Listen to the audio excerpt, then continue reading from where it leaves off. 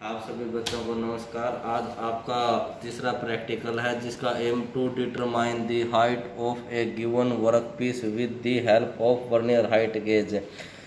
और apparatus required रहेगा आपका वर्नियर हाइट गेज। ये आपका वर्नियर हाइट गेज है और वर्क पीस ये आपके पास वर्क पीस है। एंगल प्लेट ये आपकी एंगल प्लेट है।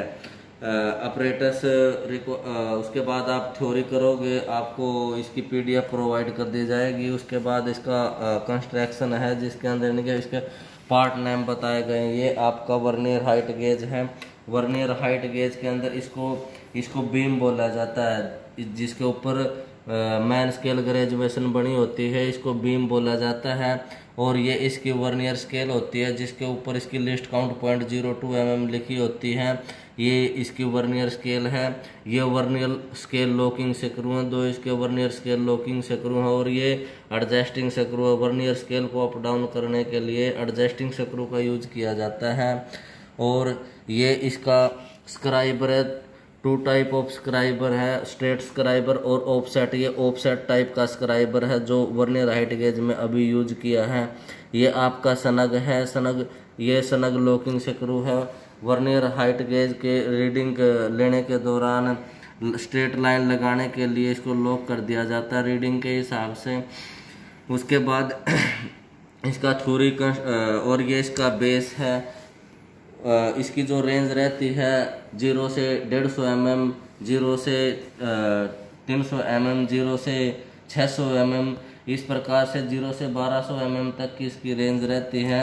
मोस्टली वर्कशॉप में जो आमतौर पर यूज किया जाता है 0 से 150 या 300 mm रेंज के अंदर किया जाता है। जैसे अब आपके पास 300 mm रेंज का वर्नियर हाइट गेज है, उस लिस्ट काउंट जो इसकी लिस्ट काउंट रहती है same to same main scale और वर्नियर स्केल के आधार पर यह काम करता है। इसलिए इसकी लिस्ट काउंट 0.02 mm रहती है, क्योंकि मैन स्केल का एक जो पार्ट है, मैन स्केल का एक पार्ट वर्नियर मैन स्केल और वर्नियर स्केल के 49/50 भाग के बराबर होता है। इसलिए इसकी जो लिस्ट काउंट रहती है 0.02 mm रहती है।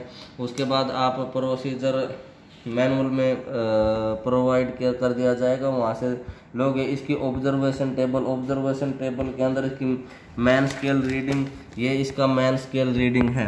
मैन स्केल रीडिंग यदि 1 खुला तो 1 mm, 2 खुला 2 mm, 3 खुला 3 mm, ऐसे कंटिन्यू चलता रहता है, यानी कि 1 2 3 4 5 6 कंटिन्यू चलता रहता है। उसके बाद है इसकी वर्नियर स्केल का यूज, जहाँ माना मैन स्केल इसकी आप 1 mm रखते हो, 1 mm से और थोड़ा ऊपर कर दिया, ऊपर करने के बाद इसको आप लॉक कर देते हो। लॉक करने के बाद मैन स्केल और वर्नियर स्केल का वो पार्ट देखा जाता है जो आपस में मिला होता है। अब यहाँ आप ये पार्ट देखोगे कि इसका कौन सा पार्ट आपस में मिला होगा।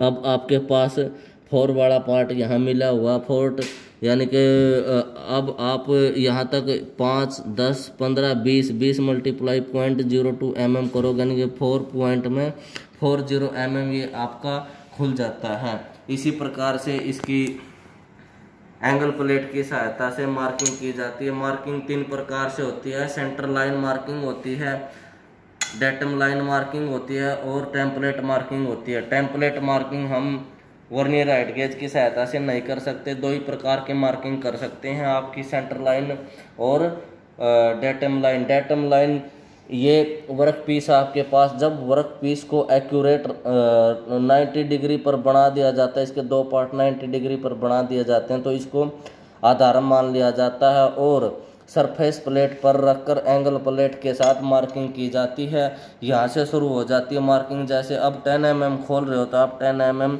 वर्नियर हाइट खोलोगे, वर्नियर हाइट गेज खोल दिया जाता है।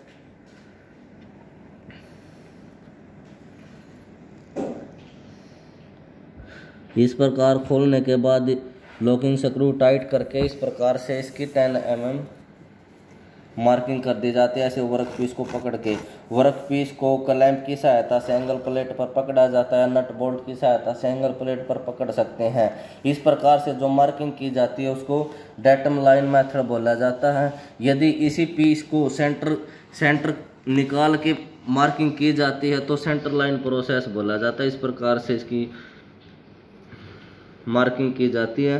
अब पार्ट का टोटल देखा जाता कि हाइट कितनी है। हाइट लेने के बाद उसका सेंटर लिया जाता है। सेंटर लेके सेंटर से जो प्रोसेस किया जाता है वो सेंटर लाइन मेथड होता है। अब ऑब्जर्वेशन टेबल, प्रोसीजर के पास बाद आपका ऑब्जर्वेशन टेबल रहता है। ऑब्जर्वेशन टेबल में मैन स्केल, यानी कि मैन स्केल के जो पार्ट, यदि आपका 10 mm खुला तो आप 10 mm लिखोगे। उसके बाद वर्नियर स्केल, वर्नियर स्केल के अंदर जितना पार्ट खुला है 20 mm 20 खुला है तो 20 × 0.02 यानी कि 0.4 mm खुल जाता है। Total reading main scale reading plus vernier scale आपकी टोटल स्केल रीडिंग हो जाती है, जो यहाँ नोट कर दी जाती है। आपकी ऑब्जर्वेशन टेबल है, आप इसमें पुट करोगे। उसके बाद इसका रिजल्ट और सेफ्टी प्रिकॉशन इसका यही रहता है, इसको कटिंग टूल से अलग रखा जाता है ताकि इस पर किसी भी प्रकार का खरोच न आए।